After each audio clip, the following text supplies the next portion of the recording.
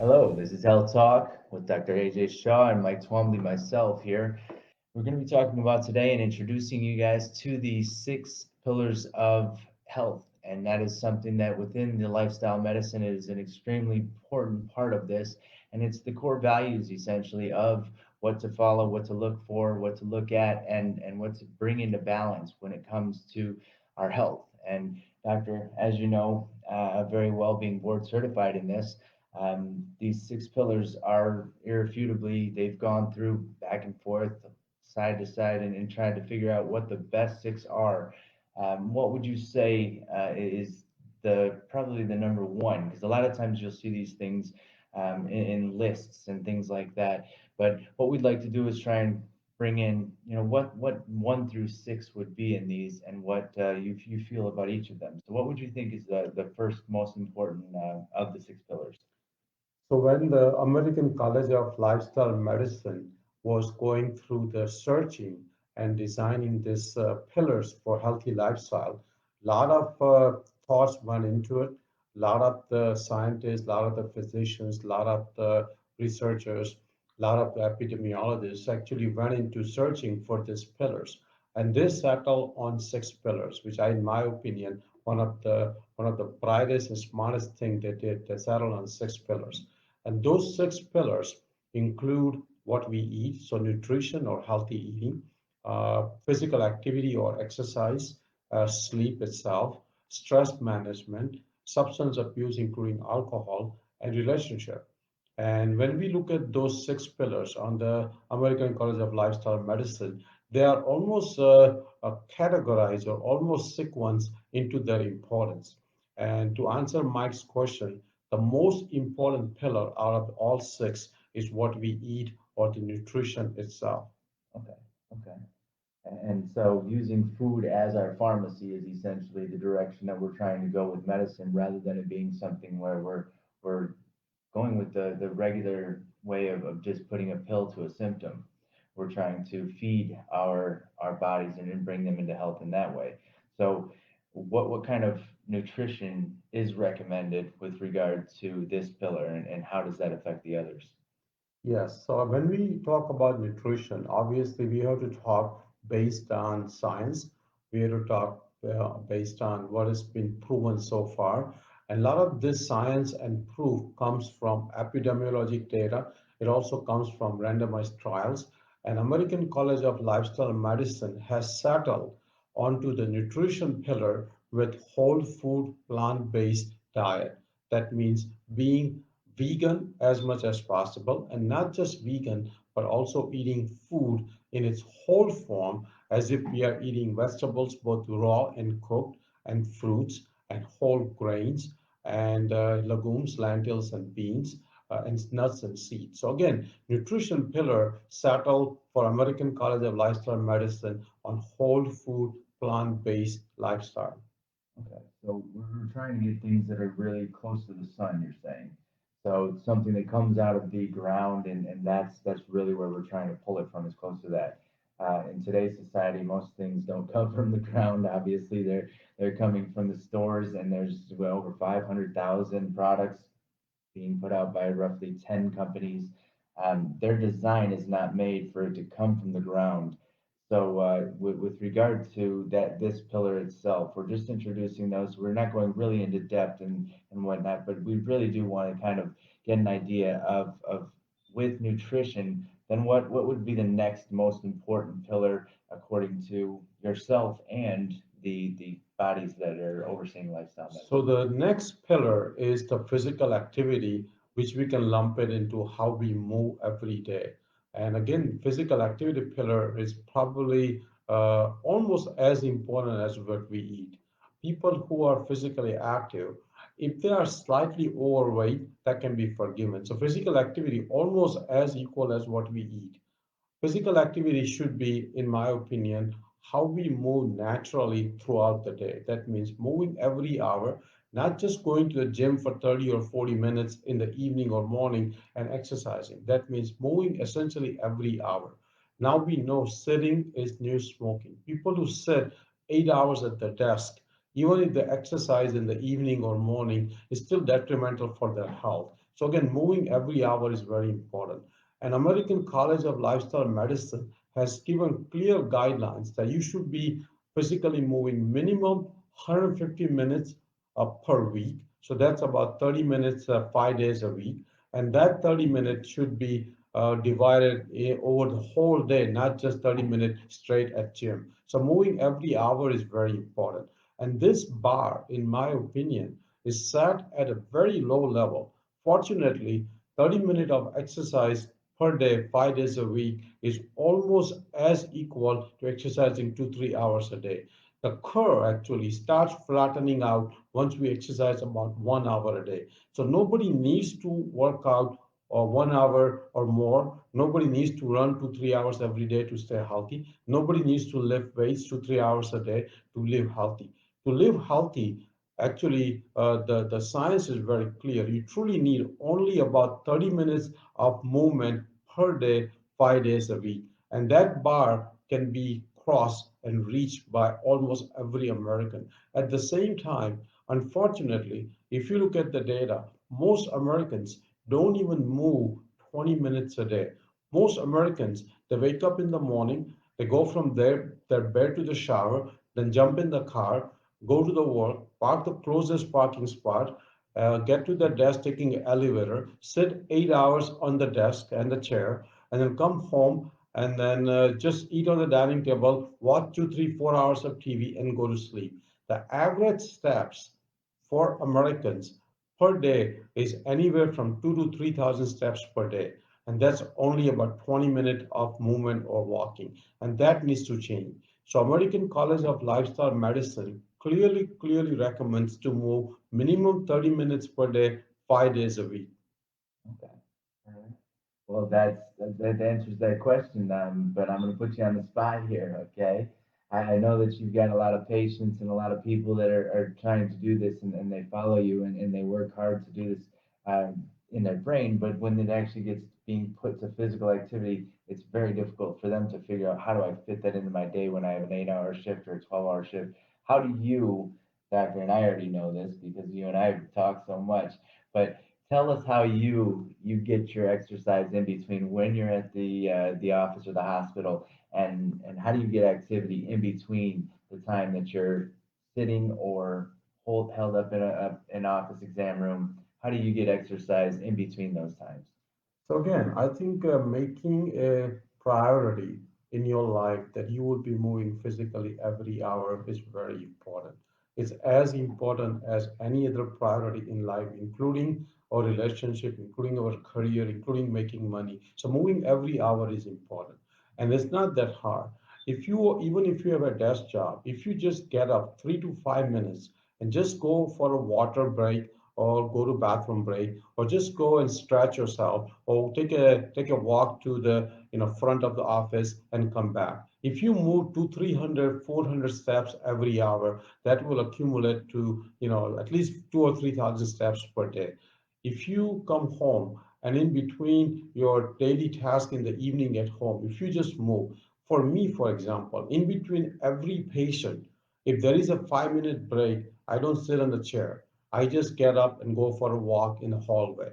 If there is a 30-minute break at the lunch, I finish my lunch and instead of sitting 30 minutes on the Facebook or on the Google or on the WhatsApp, I go for a quick walk, many times out in the sun. So I make a priority throughout the day of moving.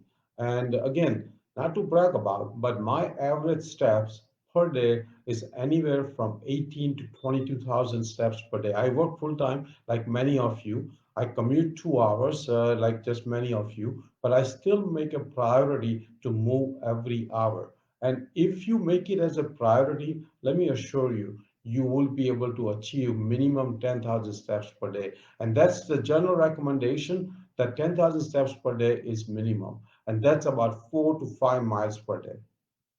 Well, that's a testament to what's changed in your life.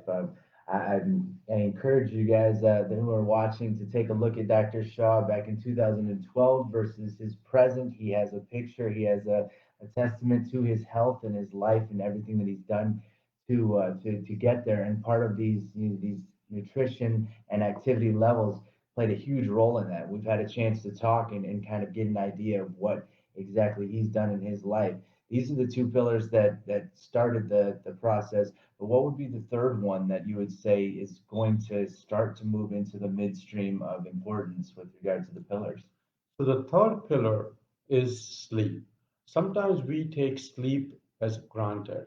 We assume that when we go to the bed, we will be falling asleep. But for many Americans, millions of Americans, that's not the case. Many Americans have difficulty in initiating or starting their sleep, and many Americans have difficulty in maintaining a good sleep throughout the night. So sleep should not be taken granted. Sleep itself requires a lot of planning. We need minimum 7 to 8 hours of sleep, and the sleep quality has to be good. And achieving those kind of sleeping hours and quality requires a lot of planning. That means you have to go to bed on time every day consistently. You have to turn off your blue light emitting devices as early as possible before you go to sleep. That means not on your iPhone or iPad or watching a lot of TV. Maintaining a cool temperature in the bedroom, taking a hot shower at night, exposing yourself to sunlight during the daytime, particularly before noon, because that sets your circadian cycle, exercising throughout the day to get enough physical activity, and many other things will improve not just the duration of your sleep, but quality of your sleep. And let me tell you one thing. When you have a poor sleep, many side effects, many detrimental effects happen, including obesity. People don't realize that one of the reasons people are not able to lose weight is because they are not getting adequate sleep. Even poor sleep has led to, issues with cancer too. WHO has now clearly defined a night shift worker as a carcinogen. So people who have poor sleep, they are at higher risk of developing cancer. People who have poor sleep, they're at high risk of having heart attack and stroke. People with poor sleep have a higher chance of having high blood pressure, even having pre-diabetes and diabetes. People who sleep poorly, they eat about 500 more calories next day. So sleep definitely has proven benefits when you get a good sleep, and definitely has enough detrimental effect when you don't get a good sleep. So sleep is a third important pillar, and we have separate videos, and we will be covering all these pillars over next many weeks in detail, each pillar. But sleep is an important pillar. Well, so you obviously claim the importance across a lot of lines, but what I like just was shocked by is that people actually eat 500 calories more the next day on average after not having a good night's sleep. And that seems to be, with it being statistically like that, that must be something that is not just the busy doctor, right, guys? Anyway, but the extra 500 calories, I mean, that's what, a pound a week that an individual would gain if they didn't get sleep consistently without even doing anything wrong, just following along with what actually happens just as a byproduct of not getting good sleep. That's huge, doctor. That makes the first nutrition pillar very, very important, but overshot and broken down by the third pillar. So it seems like these pillars actually are working against and for one another. And if we don't get them all in balance, it's a very important or a critical problem that we have. And it could just be one that's knocking all of the pillars down. See, Okay. that's an excellent point Mike made. We were talking, myself and Mike, just yesterday about this thing, that these six pillars are not standing themselves by its own. They all are so intertwined. When you are off with one pillar, it starts to permeate into other pillars also. And like Mike said, when you don't have a good sleep, your nutrition pillar also comes down. When your nutrition pillar comes down, when you don't sleep, your exercise pillars come down. And then when you don't sleep, next day you reach out for the drink so you can fall asleep and have alcohol. And when you don't sleep, you are not in good mood to talk to your wife or your life partner or your friends. So your relationship pillar comes down. So all these pillars are intertwined. They actually affect each other tremendously. And that's where I think we have to work on all six pillars. Obviously, we all have deficit in different pillars at different time in our life. Sometimes we are not able to sleep because of work requirements, whatever the reason, but we all have to work on all six pillars as much as possible. So we've got the nutrition, the exercise, and or activity and exercise. and now you're bringing in this pillar of sleep. And you mentioned a couple others. Which is next coming into this? You mentioned relationships and some substances. Is are one of those the next two? And if so, what Yes, so can the we expect? next pillar in kind of an important way is the stress management. We know now that the stress kills people, and many times stress can be chronic. It can be chronic relationship stress, it can be chronic work stress, it can be chronic commuting stress, it can be chronic health stress, it can be people who are suffering from pain stress. So stress can come from a variety of reasons. But we know now the stress actually leads to many issues, including chronic inflammation, including diabetes, including high blood pressure, including heart disease, including cancer. So stress management was put as a fourth pillar by American College of Lifestyle Medicine. And we know now that stress reduction is not very difficult. As simple as 15 to 20 minutes of meditation, as simple as going for a simple walk in the nature for 15 to 20 minutes, as simple as doing some breathing exercise, as simple as talking to your life partner, your spouse, your friend, and expressing what is bothering you, what is worrying you. I mean, there are many simple ways of offsetting our daily stress. We just have to apply those methods. And let me assure you, stress will come down. I've gone through as a cardiologist, as a husband, as a father, as a friend, in many, as a son, many times different stages in my life where I was stressed. But whenever I have employed some of those techniques, my stress has gone down. Right now, to be honest with you, I'm pretty much stress free because I try to take advantage of what these simple methods to lower my stress as much as possible. And when the stress becomes extremely high, you just have to take a break, even if it means you take a sabbatical, if it means you retire early, if it means you take a vacation, it means that you have a long conversation with your loved one, whatever is required, but you cannot go on with chronic stress for lifelong. That will kill you. Wow. Well, that's a message. I think we take that one to heart. We don't want that final one that you said there. The medical results of this are deteriorating and causing these problems. But the next pillar, I think you mentioned one already. I don't want to get ahead because maybe it's not the next one, but I know that this would affect your relationships in your life. Is that five or six? The next pillar, I think, at least American College of Lifestyle Medicine, is Yeah. the substance abuse and Okay. alcohol. Okay. And I think that pillar is very important too, because many times people, when they have addiction, and addiction can be in the form of as simple as addiction to sugar, for example, addiction to processed food, addiction to alcohol, addiction to cocaine, addiction to social media, addiction to your phone. It can be addiction can be in any form, and that's where American College of Lifestyle Medicine clearly is recommending that you should try to stay away from substance abuse and a lot of these other addictions. And that pillar, like I said earlier, can permeate into other pillars also. When you have a few drinks, you're going to be eating very unhealthy food. You are not going to be talking to your life partner, your spouse. You will be pretty much drunk and you'll be in your own world. So again, all those things are going to affect the other pillars. And that's fair. I think some fun in life is good. I think having a glass of wine once in a while with your dinner, with your friends, and enjoying and talking and taking your time to sip on that one, glass of wine. I understand that. So I'm not saying that the fun should be completely eliminated from the life. But at the same time, when you go overboard, when you employ certain substances, including some of the street drugs and some of the even prescription drugs, that's where the life deterioration starts happening and health consequences happen. So again, substance abuse, alcohol, addiction to food, addiction to social media, addiction to many other things should be prevented and avoided as much as possible. Okay. Well, I'd have to say that mine is probably pizza and ice cream. So we actually had pizza last night. Dr. Shaw took me out for some ice cream. So thank you, Doctor, as always, a wonderful friend. And he and Jay Cherie, Dr. Shaw's wife, were wonderful having me over for their guests here. And that's why we're able to do this live to get today together. Now, with that being the case, I have my addictions. You've spoken of your addictions, and I actually have a friend right now that has gone through some serious addictions, with alcohol itself. So it can either be extreme or it can be very, very light addiction. But finding those things are very important. It sounds like, Doctor.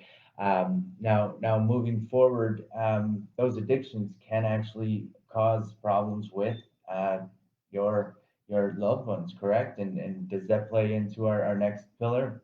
Yes, I think the next pillar, which is also very important pillar, Hmm. is the relationship. In my opinion, I was just talking to Mike yesterday about it, that Hmm. many times relationship pillar actually can be, in my opinion, as important as nutrition pillar. Because if your partner, if your spouse, if your friends are eating unhealthy, you're bound to probably eat whatever they eat. And they always said that, tell me about your closest five people, your five friends or your family, and I will tell you how good your health is, how your career is, how much success you have in your life. So I think our people who we associate is become very important in terms of not just success in our health, but success in life in general. And that's where relationship becomes very important. And that's what I personally believe that I have done well over last many decades, particularly last 5 years, because my relationship with certain people in life. My friends are healthy. My friends eat well. My friends eat whole food, plant based.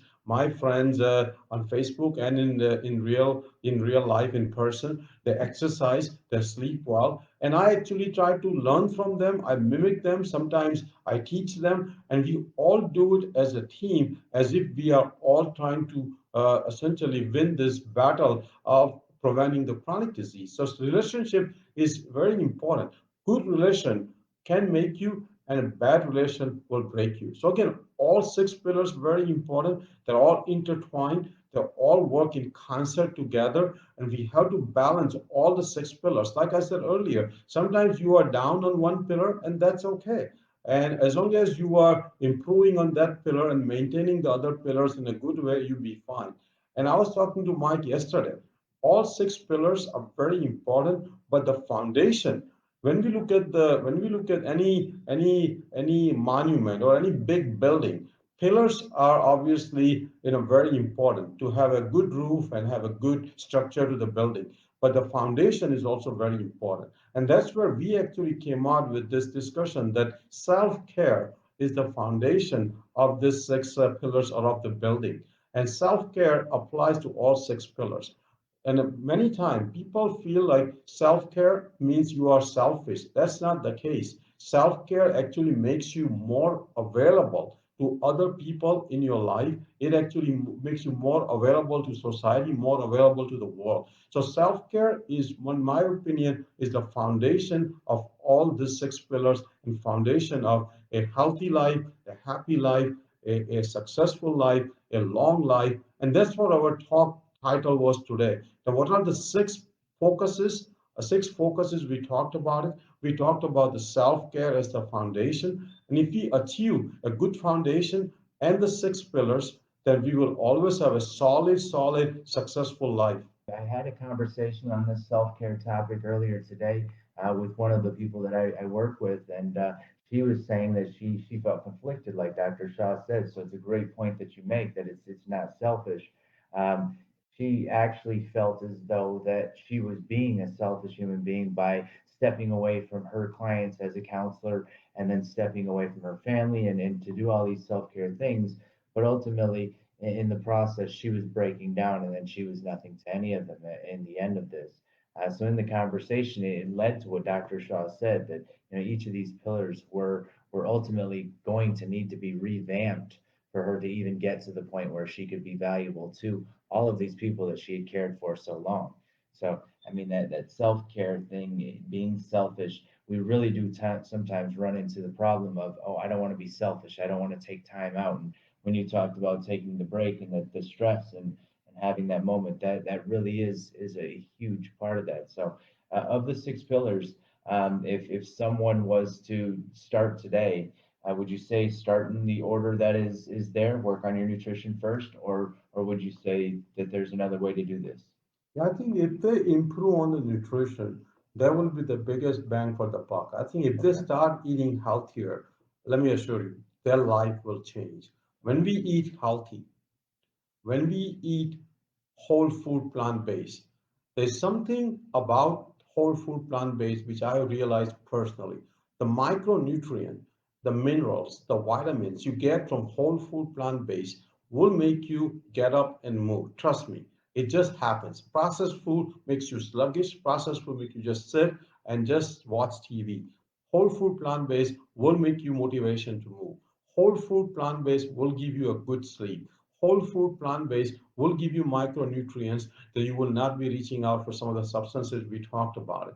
Whole food plant-based will give you a good mood. It will give you almost like a happy, healthy mood, so your relationship will improve. So again, whole food plant-based, if you start today, that will mushroom into affecting all other five pillars, and that's the biggest bang for the buck. So starting today, start to eat as much whole food, plant-based as much as possible. Well, with that being said, we're going to go out to dinner because the relationship pillar Dr. Shah has been in for how many years, Doctor? Uh, It's your anniversary, yes, right? today is 36 years of married life. Nice. Today is our 36th anniversary, actually. Our pillar of relationships. Jay Cherie is his wonderful bride 36 years ago, and we are going to celebrate that and have some good nutrition, whole food, plant-based nutrition here shortly, and celebrating this man and his wife 36 years. So this is our model for people who actually have an interest in pursuing a healthy, long life, and relationships being a very powerful pillar within. So again, thank you for joining us tonight. I'm so happy and so proud that Mike is back in my life. I know Mike for since 2004, so 17 years. He moved away to be an actor in Hollywood, and he had a great stint there. And now he's back in our life, my wife's life. We actually learned so much from him. We have a lot more projects to coming up over the next many decades. We are hoping to take all of you on this ride together. Both myself and Mike have commitment to our own personal health. We have actually some very big goals for 2022, and we want all of you to join us on this journey like team members where we educate each other, we motivate each other, we learn from each other, we actually essentially do things together in this virtual form. So we promise you, both myself and Mike, that we will be always available, we'll always bring you based on science information. We will not be coming out with any gimmicks. We will not be coming out with any shortcuts. It will require a lot of efforts on your side, but if we do together, we will be successful. So have a great evening. We will see you again soon. Mike will be back in Florida. So we will start probably from Monday talking more about each pillar one day at a time. Thank you again for joining us and have a great evening.